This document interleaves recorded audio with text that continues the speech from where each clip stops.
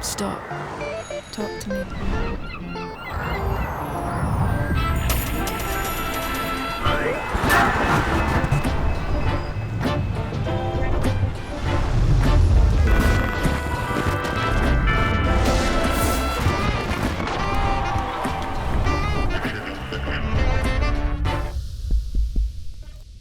We're back. We are, and for a terrific conversation. Yes. Anytime we talk arts and culture, I'm on the edge of my seat. This is a subject that we love, but this time we were talking with a person who straddles the national and the regional and the local worlds. Yeah. Erin Harkey, who heads the Americans for the Arts. Yes, and those who follow the work of Prebys may recall the economic impact report they did about arts and culture and the value of that to our community. Right. But tell us about Erin. What do you know about her? Well, Erin, she cut her teeth working in local community, and she worked in the arts scene in L.A., and then she went to Chicago and became a bigwig in policy and culture in Chicago before taking on this national role.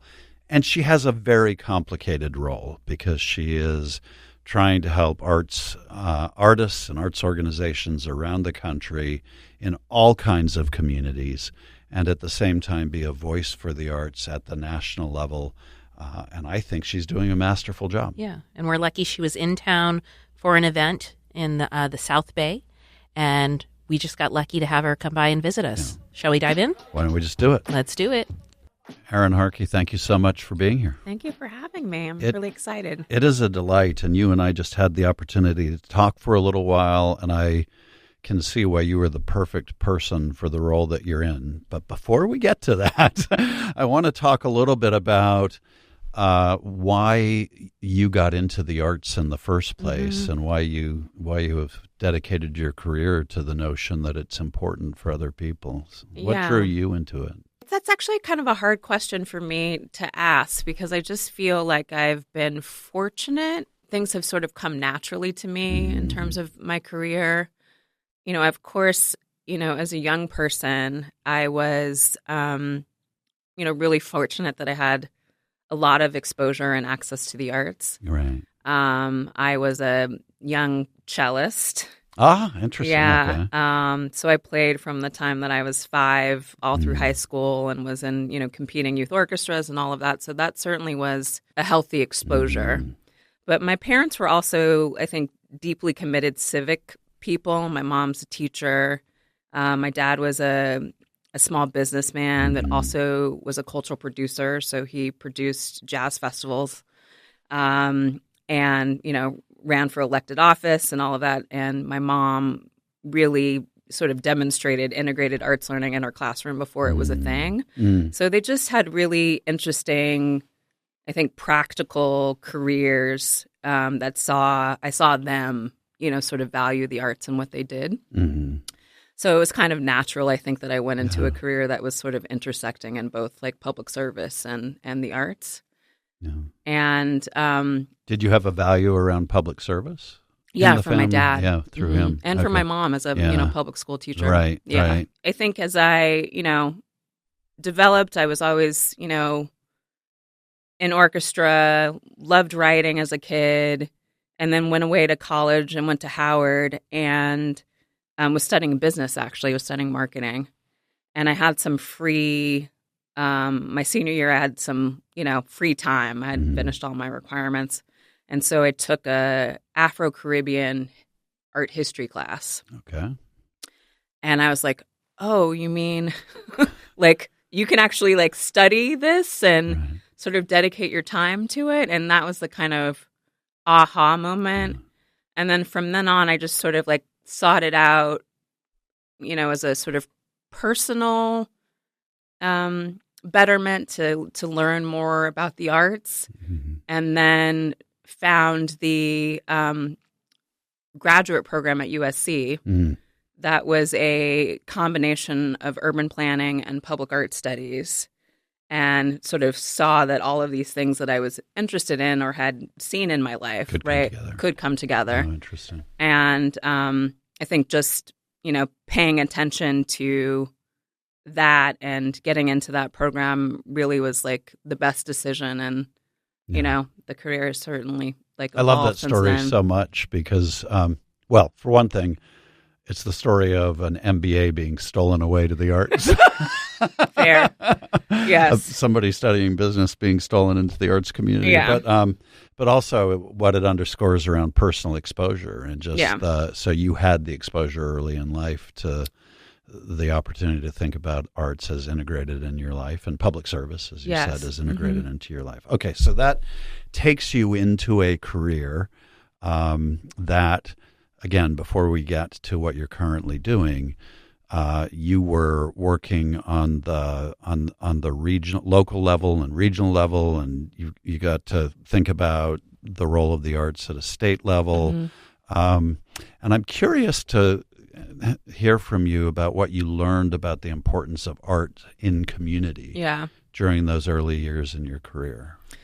You know, I worked in museums. You know, I worked at the Japanese American Cultural Center. I worked at the Music Center. So I certainly had, you know, sort of nonprofit experience. Right. But the first job that I had in public service was working at the Arts Council for Long Beach. And we were doing a lot of work with the planning department. So I, you know, had this planning degree, and I really just saw how art was a tremendous catalyst for so many different things that, you know, we were trying to achieve in terms of economic development, community revitalization, you know, building social cohesion in communities. Like I saw like its real practical use when I started a vacant lot program that was using art to transform vacant lots. So, you know, I saw this sort of was able to see the kind of practical potential of how arts could be utilized in particular communities. And I think that grew really, I think, in an evolution of that time, really starting to reframe the narrative around what arts are, right? And understanding that it showed up in different ways and looks different in different communities, and it's all valuable and valid, right? And so I also just saw it as a way to like really celebrate people and how they interact and sort of express themselves. And when I got to Chicago, I think one of the things that I'm particularly proud of is just that we were able to like integrate the arts across the entire enterprise. So it wasn't just the Department of Cultural Affairs that was doing the arts things. We were working with public health. We were working with planning. We were working with libraries and parks, right? All of these sort of city departments have use for artists and sort of creative strategy and vision and implementing their missions.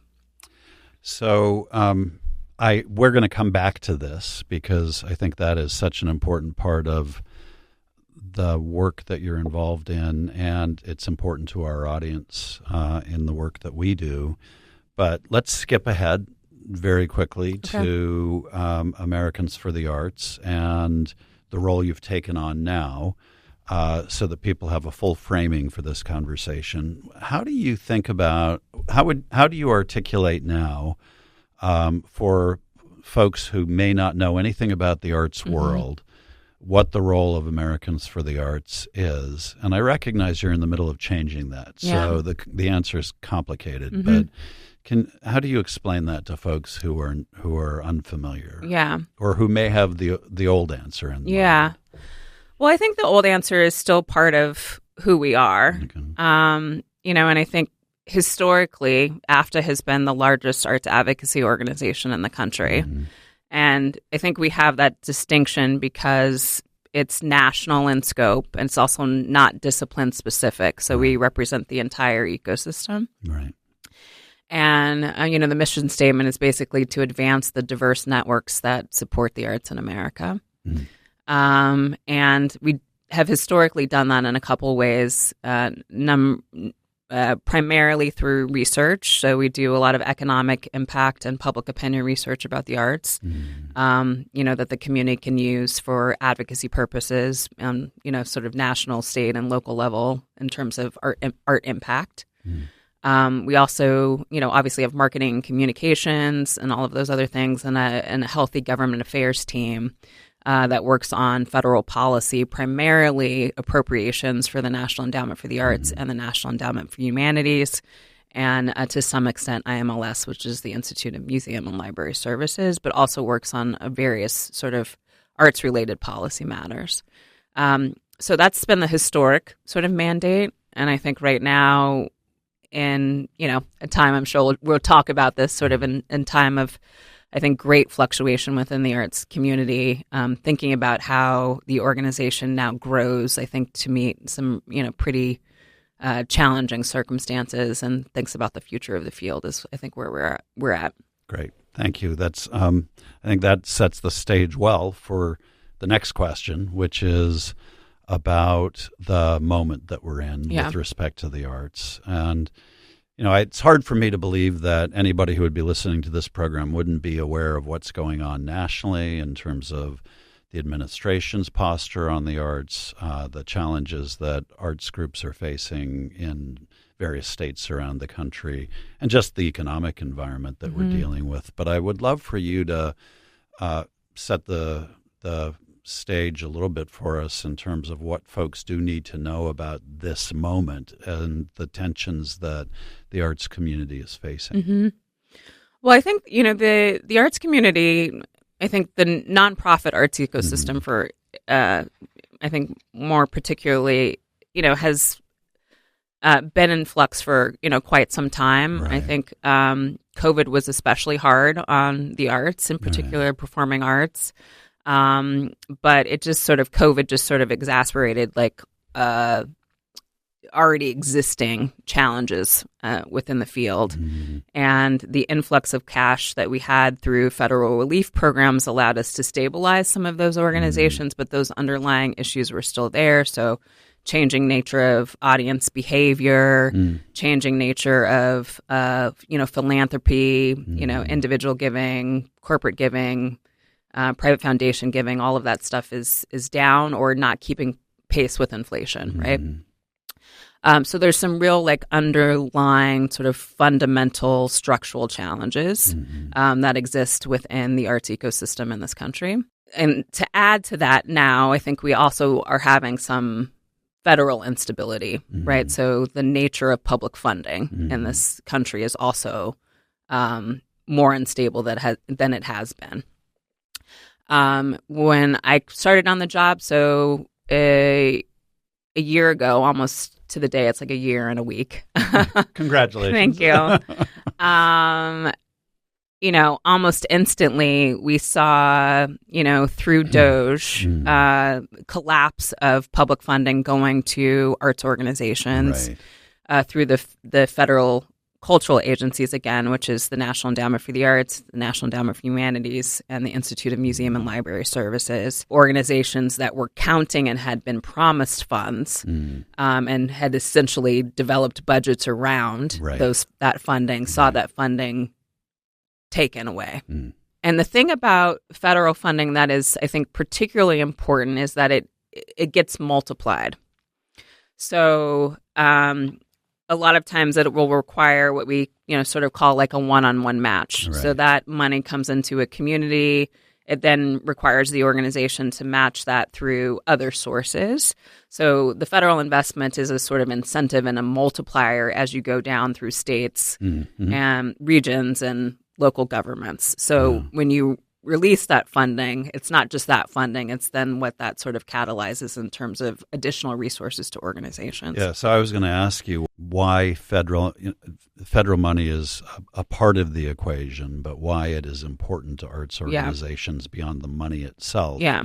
And is that the answer, that it is is it simply the multiplier effect, or what else happens to organizations when they lose that money? Well, the thing about public funding is that it is the most equitable way to support the arts in this country that we have. Right. So the National Endowment for the Arts did a study that I quote a lot, where they mapped their direct funding to arts organizations adjacent to the top 1,000 arts foundations in this country. And they were in some 700 more counties. And so these are rural, small communities, right? or small urban communities that do not have the benefit of, high net worth individuals or philanthropic support. Yeah. So, that is true for, public broadcasting. It's true for the NEA. Like, these funds are, Right. are really important in communities that don't have access to other sources of funding. So that's the reason that public funding is, in addition to the sort of multiplier effect, the main reason that this is important is because it funds in places where there are no additional resources. I really appreciate that answer, in part because you point to the various constituencies that you're working with, and I'm more mindful than ever of the complexity of your role. Where, and let me see if I get this right, and correct me if I'm wrong, but you're coming into a role where you're being asked to modernize the way Americans for the Arts works with partners and how it looks at the classic definition of the arts, so that it, for example, gets at a more equitable distribution and set of audiences, and is less purely driven by a top-down institutional model. At the same time, you're asked to work across broad philosophical and political divides, from the reddest of red states to the bluest of blue cities, and to somehow be a part of promoting the arts in those environments. That's a lot to wrap your head around coming into a role like this. So how are you thinking about getting that balance right? Well, here's another great statistic that I like. 76% of Americans believe that the arts are personally important to them. So, like, in a country of this size, that's everybody. That's a lot of people that agree on something. And I will also say that... And it's surprising, given the dialogue that happens around the arts sometimes. Sometimes, yeah. But here's the other thing.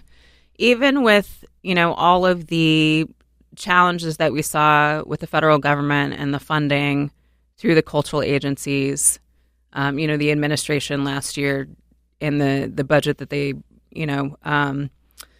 proposed to Congress zeroed out the cultural agencies, like zero. But appropriators on both sides of the aisle restored the funding to those agencies. They're completely whole. It's one of the only, federal agencies that didn't receive a cut last year. And so it is something that we agree upon, and it is, something that has broad bipartisan support. Which, in this climate, hard to find things that you agree upon. But if there's something that you agree upon, like, what is that is an entry point, I think, for conversation and for dialogue and for finding common ground on other things. So I think we try to really hold on to that. And, we try to, celebrate that as a, key talking point in terms of our advocacy, because I think it's an important thing that this really does exist in every community. It looks different in every community, but it exists in every community, and people of all backgrounds, find value in it. And so, that very much is the answer to something I wanted to ask you, but I'm going to ask it anyway because I think there's more to be gleaned there. The assumption that what we often hear in the national debate about the arts, especially in terms of how it has been framed by this administration, is that the arts is a niche consideration. It's an elitist activity. It only represents part of the people. These are the arguments that have been framed. And so what I wanted to ask you is,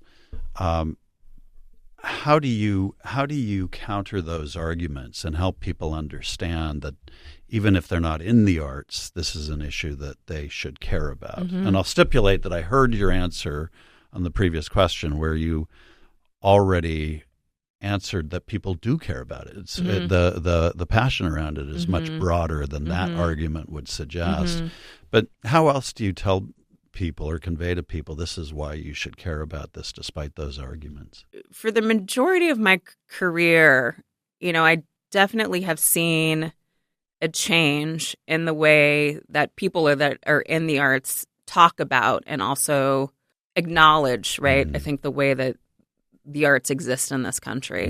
I'm going to get a little into the weeds and sort of bring up something that was an important movement when I was coming up, which was the sort of creative placemaking movement that was... I remember it well. Yes, right? Yeah. So Our Town, Right. and then Art Place, right? Yeah. And I think one of the reasons that was so like such a fundamental and important shift was that we recognized culture and art in the like broadest possible terms, right? So, State Fair was just as important as, big museum, right? And it allowed us to sort of reframe, culture in terms of hyperlocal expression.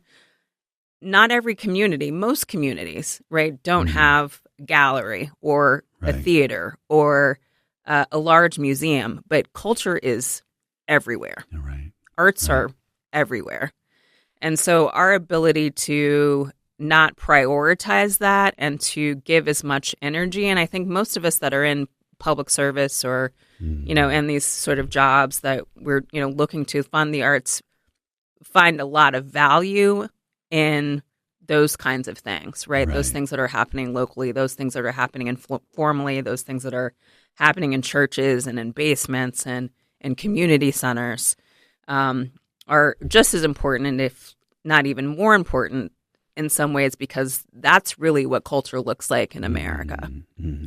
So we need to just find a way, I think, to tell more of those stories and make more of that visible for folks, and also to help people in communities recognize that when we're talking about culture, this is what we're talking about. We're talking about the thing that you do every Saturday, The thing you do in your community, Yes. in your way. It's so interesting that that's the answer, because I think other folks in your role might just point to the economic study you do, which is critical for the field. Yeah. But I think that the field, the arts arena, the association of folks who care about the health and vitality of public support for the arts often make that case based purely on economic impact. Yeah. And the creative placemaking movement that you described was valuable in part because it talked about the role of the arts in increasing economic impact in communities, but it also connected that with quality of life and how people experience healthy, vital communities, which is what they really care about at the end of the day. I'm curious how you think in your new role, given that the economic argument is still so important in our society, what gets lost when we frame the role of the arts purely in economic impact terms? So I always give the economic impacts. I have to give it, especially when I'm speaking to arts audiences, like with this huge caveat, because people have very visceral reactions to the economic impact argument sometimes. But the reality of it is that in this country, it's a $1.2 trillion industry, 5.6 million jobs. I think 4.6 or 4.8% contributed to the GDP. That's bigger than construction and transportation.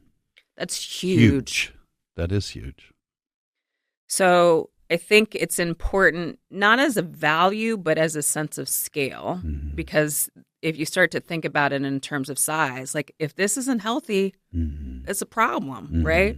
If this sector isn't thriving, then something that is that big and that massive and that important to the economy in this country, then there are going to be human, social, and economic consequences to that. So we have to look after this, So I think it's important for that reason. But like you said, there's so many other arguments. There's like literally no downside to what the arts can provide. Right. And so I think it's just important to understand that. I will say also, that there, are other advocates that have been doing a lot of really important research on like resonating arguments that resonates across sort of political spectrum on the arts. And we're finding that the one that is most resonant is the arts and health connection. Oh, interesting. And I think we all probably have some personal connection to that. I had my great aunt lived to be 104 years old, and she was nonverbal for most of that time, but she could recall any song and sing it with you. Wow. So, like, all of us have these sort of, like, personal stories of how the arts can be beneficial in terms of, mental health, in terms of public health benefits, in terms of, helping to relieve, I think, a sense of growing, isolation, right, as a sort of public health crisis. And I think people understand, personally, from their own personal connection, how important that can be. And especially, I think talking to legislators on the Hill, one incredibly effective argument is about, the benefit that these programs provide to our veterans.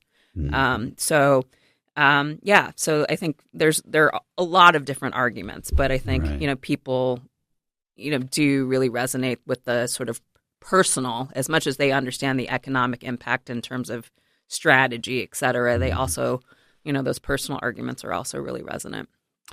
Let's explore that a little bit further. The connection between the arts and community well-being or mental health or personal well-being is that connection is becoming more and more understood.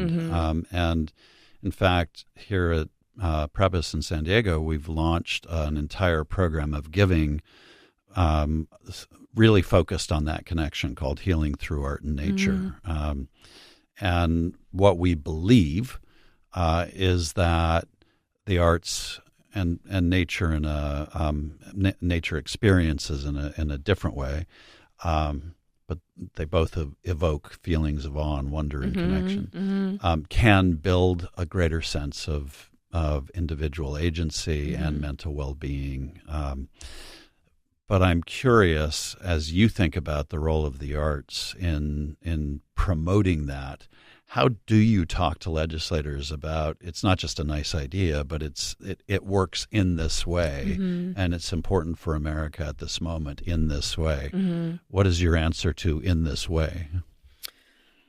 I think it's all the things that we, talk about. I mean, I think, the arts and health argument has always been really effective. Of course, the other thing that is also incredibly important to talk about is the arts impact on our young people. That is also something that people really want to talk about.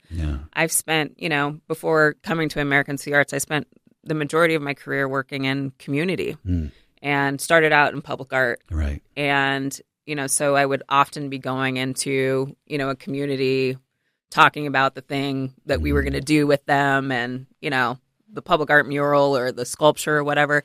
And I kid you not, the question that I got more than anything else from community members were, how can my kids be involved? That was the thing that I got. Not, why are we spending this money? Like, how can my kids be involved? Because people really saw that this was something that was going to be valuable and unique and an experience that was going to enrich, their kids. Right. So, we have all of the data, and I think that's one of the things that I really value about Americans to the Arts. We are a wealth of statistics and data and percentages across every argument about why the arts are important to education, or why the arts are important as a health strategy, how the arts benefit, economic development. And I think the key is just sort of really knowing, I think, who you're talking to. That's part of the advocacy thing, right, is to really understand what's important to your audience and then being able to, sort of draw those connections more specifically. It doesn't surprise me that parents would bring that up. And it tells me something about what they're hoping for their kids. Now, what's interesting is I think we're in a time where how people define the arts and creativity is changing also because of technology. And yet the arts can be an important alternative to or antidote to too much technology exposure. And you have to bridge both of those worlds. Yeah. So how do you talk about that? I'm getting smarter about the AI thing. It wasn't technology, but I think AI is a big part of this. Mm-hmm. And I'm trying to really, educate myself about it. And, my instinct as a policymaker is that I really want to understand what we're talking about in terms of impact and what we need to be prepared for, and also what we can sort of get ahead of. Mm-hmm. I think that there are, enormous benefits to creativity. And I think artists have also always been interested in technology and about engaging new tools. But it is going to change the nature of work, period, and certainly going to change the nature of creative work. And so I think it's important that we look at this not just as a technology issue, but as a creative labor and human creativity issue also. How do you think about, separate issue, but how do you think about the role of the arts in bridging divides in America? We hear about this a lot. Yeah. And one of the ways in which the value of the arts is articulated is that it can help us understand each other at a time when we are uniquely divided. Mm-hmm. And there's sort of two schools of thought about this. One is that it can help us tell our stories in a way that they are more vivid and compelling, and to a willing audience could be more understandable and can bridge divides that way. The other is that they can invite others in, and it carries more of a connotation of reaching out across a divide. And there are some folks who think, look, what I'm interested in is telling my story and having that be honored.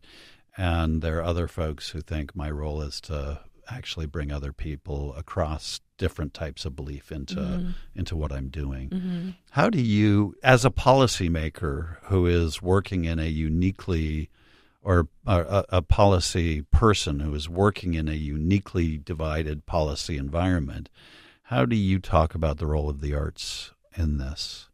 And as a unifying force? Yeah, as a unifying force, or as a way of just articulating perspectives that get neglected. Yeah. I think it's one of the few places that intentionally invites dialogue and also doesn't prescribe what you're supposed to feel about it, right? So very few artists that I know are doing anything because they want you to have a specific reaction. They're doing something, and every reaction is valid. Whatever you experience, like it's one of the few things, maybe even the only thing, right, that invites diverse opinion. Right. That might not be the biggest selling point to certain people at this moment, and maybe in some ways, that's what makes it an attractive target, because it is one of the places where we can all be together. It's like sports, right? Right. But for it to work, people have to be able to express their feelings. Yes, it has to be. Others have to be able to receive them. Interesting. Yeah. I think that's a fantastic way to look at it and talk about it.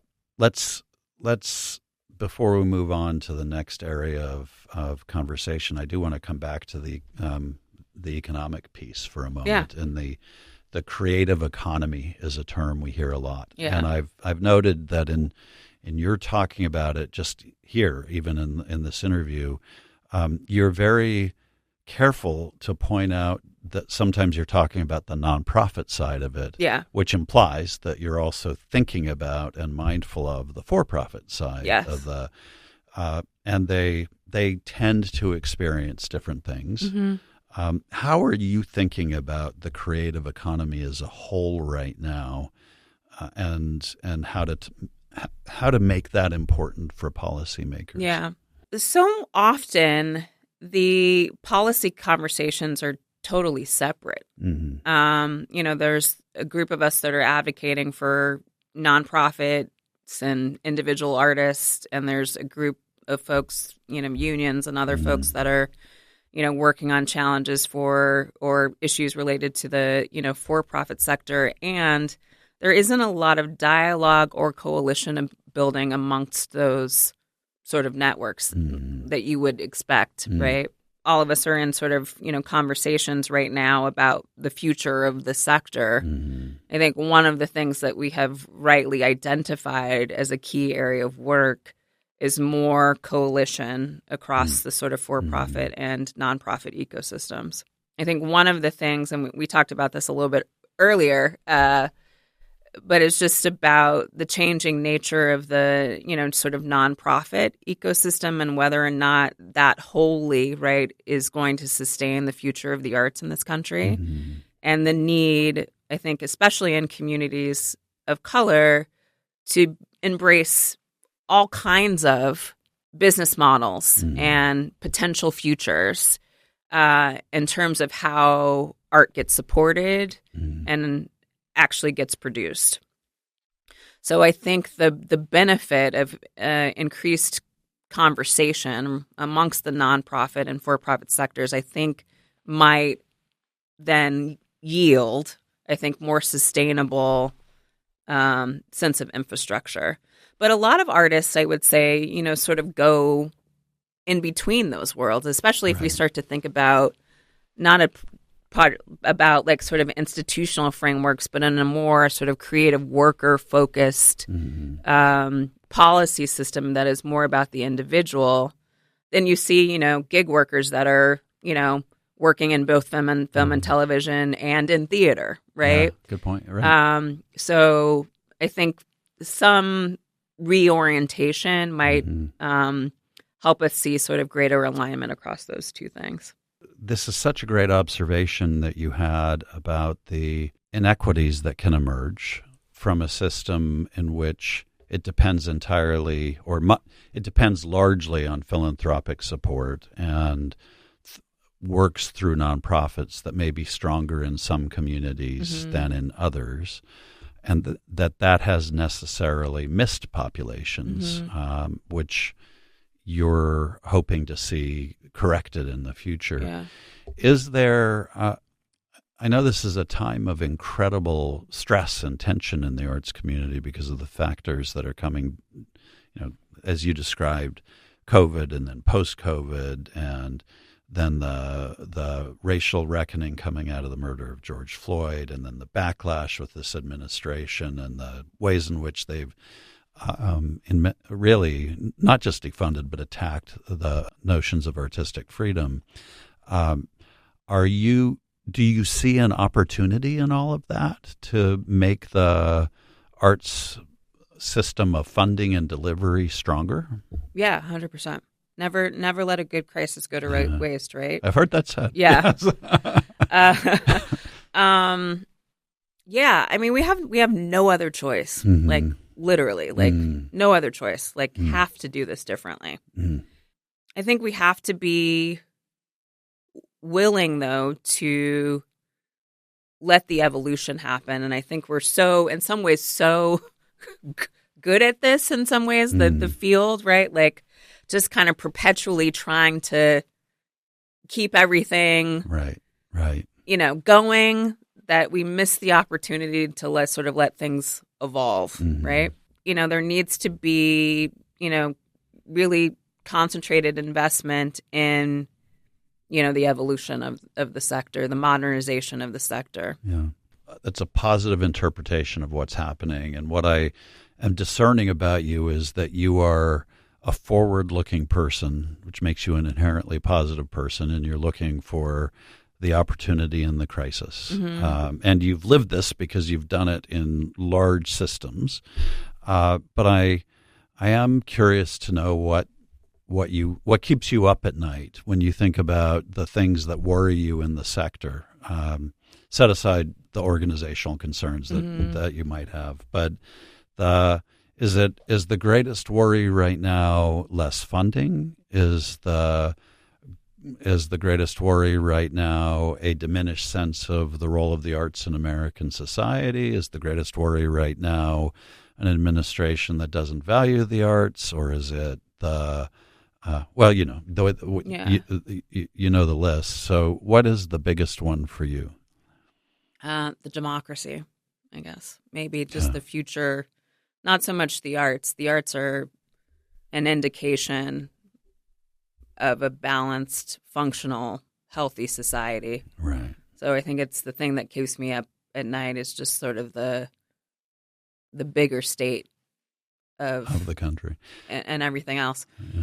And what we can be doing, what more we could be doing as a community together to, just protect the things that we care about. Let's pick up on that thread around democracy, because we haven't really, we've talked about it, but we haven't really talked about it explicitly.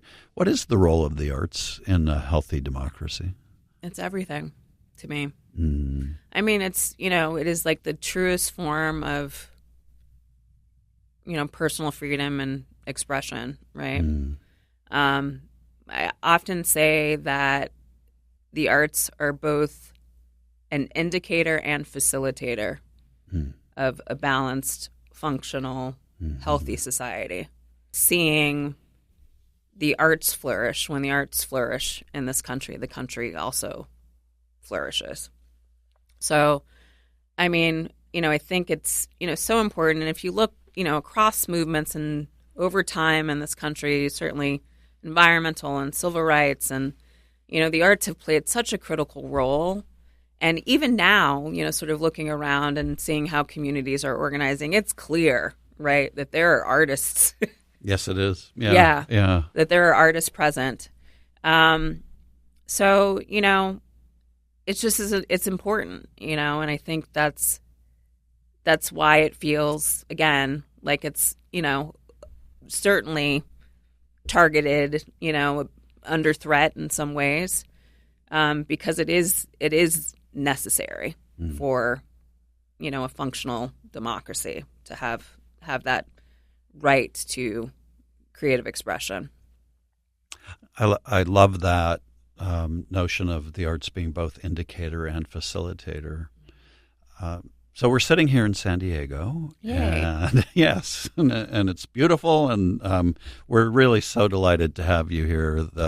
And the community is excited to have you here. Thanks. So, I'm excited to be here. Thank you for being here.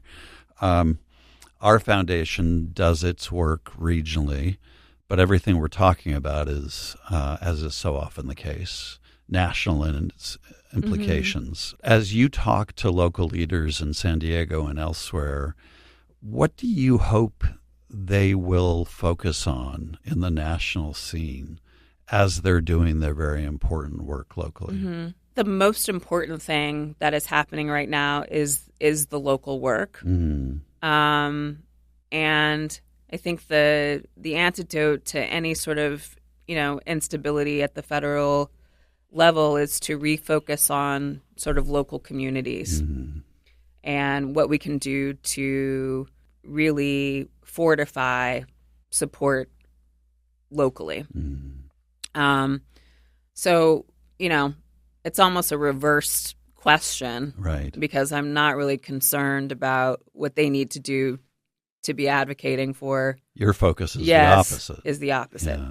There are going to be definitely times, coming up now and well into the future, where we need to be acting in concert and sort of lockstep as a unified movement of people that care about and value the arts for things that have national importance or sort of national significance. But right now, I think that the most important thing is sort of what we can do to, fortify and protect sort of local creative communities. I really appreciate that is your perspective. Historically, it's not the perspective of DC-based organizations, which makes you a change agent in a big way.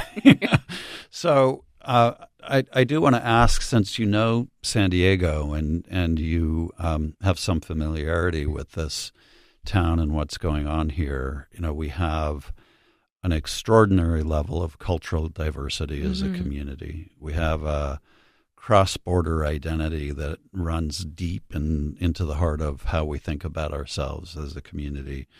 We're also a very expensive place to live and to be an artist, and it's a tough place to be an artist and to apply an artistic trade. As you're talking to folks, how do you think we ought to be thinking about what a healthy arts ecosystem looks like here, given the experience you had in places that aren't dissimilar, actually? I mean, Chicago and L.A. are also vibrant, bright, diverse places. And expensive places to be, and et cetera, et cetera. What can we learn from your experiences in those places? Yeah. Well, I love that you sort of gave the answer, because you started to sort of like highlight sort of unique conditions around, what makes the creative community in San Diego both relevant but also sort of unique to other sort of national conversations. I think to me, one of the things that I'm very interested in continuing the conversation about with, local arts leaders here is the way, right, that this community has evolved as a border community. Like, that's incredibly interesting, I think, for sort of a national conversation, and the diversity of perspectives and how that has all sort of come together has always been, I think, a really interesting part of how I have observed what is happening in San Diego. And I think that the instinct, right, I think for anybody that's talking about their city is to really try to focus on all of the things that you do better than everybody else. But I think there's also great value in identifying, like challenges. I think every American big city is going through interesting conversations about the nature of their downtowns. And then what does that do to, anchor cultural institutions that are in the downtowns? But then, conversely, right, how can the arts be part of paving a new way forward for these downtowns? But that's complicated, and that has, that's not just like, let's do a public art program. That's about, the nature of cost and space and housing and all of those, sorts of things. So I think there are just so many great conversations to be had by bringing cities together that, have, similar challenges to really try to figure out, what are some of the best practice examples that we all can sort of dive into. We're unfortunately running out of time, or I would spend an hour exploring the next topic. But you've mentioned a couple of times now the connection between the arts and downtown, and that the way we express that in San Diego is every city in America is trying to figure out what downtowns are about, except New York. In the wake of COVID and remote work and so on. And we're doing that here. If you were talking to our policymakers, what would you say to them about why the connection between arts and creativity in downtowns matters? Well, I think that one of the challenges is that, I think policymakers tend to think about like arts as a transaction. So if I just, bring an artist in and they do something, then people will come and then that's the thing. It's a sort of transactional relationship. But I think the more sort of forward-thinking part of this, again, looks at the entire mix of sort of community development things that we need to think about, and also looks at like what artists need to live healthy, productive lives that then allows them and frees them to do the creative work that they need to do in communities to revitalize them, which is just about the things that everybody needs.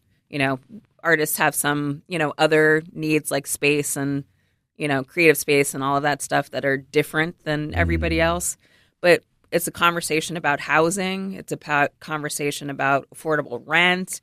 It's for businesses, it's a conversation about access to transportation. Like, it needs to be a comprehensive conversation that talks about how we make conditions from a planning perspective attractive to artists beyond the exchange of please come and do this creative thing, right?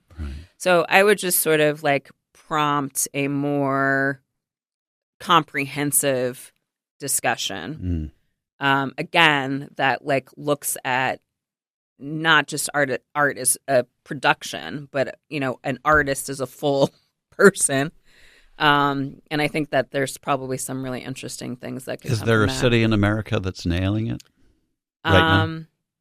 Not that I get around a lot. I don't know that I have seen anything quite like that. I've been, there are some really great programs, like Springboard for the Arts is great. They've done a lot of investment, have the longest running artist guaranteed income pilot right now. I guess it's not a pilot anymore because it's been going for so long. But artist guaranteed income for artists program in the country. And they've done a lot, right, at, fostering creativity in their community by investing in artists. All right, last question, and I'm sorry that we have to conclude because this has been so much fun. But the one of the things that artists have been asked to do, which is unfair in some ways, but it's also the role. They've been asked to be advocates. They've been asked to be the voice of hope. They've been asked to be the voice of conscience. And I'm curious, for you as a leader right now, what are you hopeful about, and do you want to leave our audience with as being a beacon for you around the role of the arts going forward? Yeah. Well, I spend most of my time traveling. I've been all around the country, and every city I'm in, I am like just re-energized. People are great. People really are smart and creative, and they care, and they're taking care of one another. So whenever anybody's like, what's the thing that, gives you hope? I'm like, people, people give me hope. We really do, I think, have it within us. We just have to decide that we're going to do it. Great. Erin, I thank you so much for doing this conversation. We appreciate it. We appreciate what you're doing. Yeah, and thank you for having me. This was a great conversation. I appreciate it. Well, I loved it, so thanks. Thank you. Well, what'd you think? So many powerful things said. Right. I really loved how you two talked about art inviting conversation and the importance of that. I thought that was a very strong point, and so important in the context of the national conversation we're having right now. Her clarity about the role of the arts in multiple ways was just wonderful. I really appreciated the way she talked about art as being everywhere and culture as being present in every community. And the statistics she shared about, I think it's 3/4 of Americans seeing the arts as important in their lives, tells us that there's a commonality in the human experience. We may experience it differently, but she was just so clear on the role of the arts and how to tap into that around the country, no matter what the community is. I found that very appealing. Yeah, me too. It didn't occur to me that maybe smaller towns don't always have an art gallery or something like that. I think I've taken that for granted. But the idea that, you do a community mural and the first thing parents say is, how can I get my kid involved? Right. So it's clear it's an intrinsic value that art matters and that it helps us in our communities. It clearly is. And I think that conversation connected with the one where we talked about, and she talked about, the role of the arts in promoting wellness, in addressing issues around mental health, and giving young people new tools for navigating the world. That was important because I think sometimes the arts do get spoken about as kind of an esoteric thing, or as a something that a particular audience cares about. But what she laid out for us was, no, the arts have real economic value. Mm-hmm. The arts are important as we're having conversations around the country in reinventing our downtowns. Right. That one resonated for us Yeah. here in San Diego because we believe that very deeply. Right. The role of the arts in promoting healthier lives and better mental health, again, resonated a lot because we believe in that Oh, here. yeah. And the role of the arts in helping people have the conversations that a healthy democracy needs to have. Mm-hmm. I think that should resonate everywhere. Oh, yeah. Because the role of the arts isn't necessarily to say things that you agree with, but to open your eyes to different perspectives and lives and stories so that we can connect with each other. Yeah. And off of that, I also appreciated not only does it open doors, it heals, but then that right now she sees the anecdote given the impact on the federal government, their barriers. We solve things by focusing on the local, right? Right. And that's the opportunity we as Previs Foundation, we as San Diego County have in front of us. I think I think that underscores how valuable it is to have somebody in a role like hers who sees her job not just to focus on national policymakers, but to respond to what communities like ours are saying they need and organizations and communities like ours are saying they need. This conversation gave me a lot of hope about the role of the arts in our society and revitalizing a new way of supporting that in our country. Yeah, I love that. I think that's a great ending note for this episode. Well, let's leave it there then. Yeah, Crystal, awesome. thank you so much, Thank as you, always, Grant. and thank you, everyone. Thank you. Stop. Talk to me.